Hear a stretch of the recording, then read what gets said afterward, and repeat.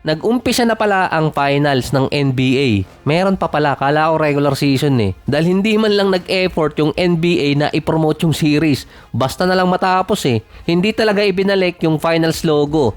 Kaya nga naging comment sa mga Reddits at sa online, pinagmukha lang parang February regular season na game. Inadmit kasi ni Commissioner bago yung finals na kailangan nilang i-market yung mga young star or new generation dahil nga sa series sa pagitan ng Pacers at Thunder. Yung iba kasi hinahanap pa rin yung mga OG. Pero yung isa sa hinahanap ng ibang mga fans na matagal na nilang gustong ibalik ng NBA yung dating atmosphere ng playoffs, yung logo or decals. Tinanggal yun dati dahil nga nagkokos di umano ng injury sa player.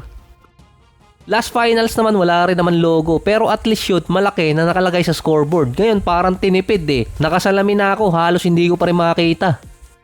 Kahit ata si Guillermo ng Jimmy Kimmel's Live hindi na rin pumunta eh.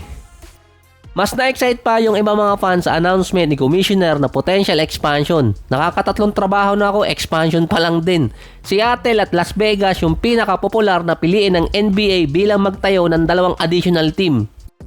Dito tayo sa Game 1. First time in NBA history na tatlong Canadian player ang nag-start or kasama sa starting unit.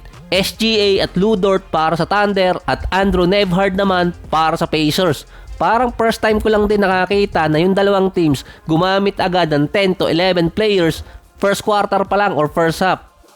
Sa unang quarter pa lang, 10 players na nagamit ang Pacers at Thunder. Most common kasi, shorter rotation talaga ang ginagamit. Mukhang sinusulit nila yung bayad sa player. Sa ganung taktika talaga, nakilala yung dalawang team. Hindi sila nagre-rely sa shorter rotation na 7 to 8 player.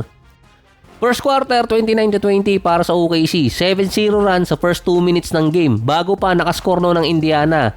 12 points agad si SGA sa first quarter na merong 5 out of 12 shooting. Sa Pacers naman, well spread ang kanilang scoring na walang lumagpas ng 4 na attempts.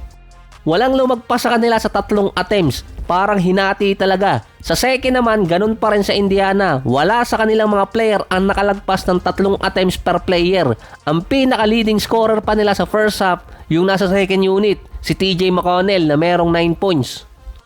Mukhang effective naman yung ginawa ng Pacers dahil 19 turnovers sila sa first half, ang pinakamarami sa NBA Finals history. Pero lamang pa rin naman ang Thunders noon ng 12 points, 57-45. Nasa striking distance pa noon ng Indiana.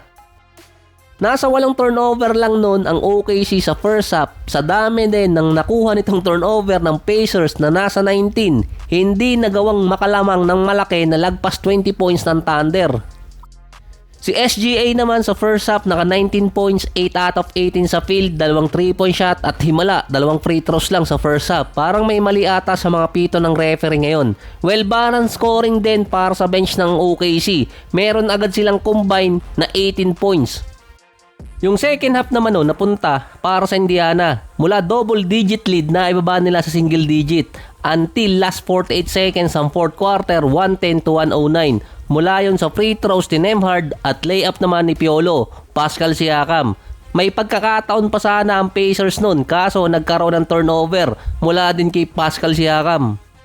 Sumablay din yung tira nitong si SGA, may 14 seconds pang natitira, wala pang foul. Balik pa sa Indiana, nahalidogi ulit. 21 feet mula dito kay Haliburton, isang hakbang na lang patras, 3-point shot pa eh. Nakalamang pa noon ang Pacers 111-110. Yun pala ang technique doon, gumamit sa unahan ng long rotation at sa dulo shorter rotation naman. Sayang ang 38 points game debut ni SGA sa finals. Ayaw mamasa eh. 14 out of 30 attempts mula sa field. 17 points naman si Jalen Williams, 15 naman kay Lu Dort. Sa Pacers, well balanced yung offense. 19 points, 10 rebounds kay Piolo, Pascal Siakam, 15 points kay Turner, 14 points naman kay Nembhard at Haliburton. Isang player lang ang nasa 15 attempts sa Pacers.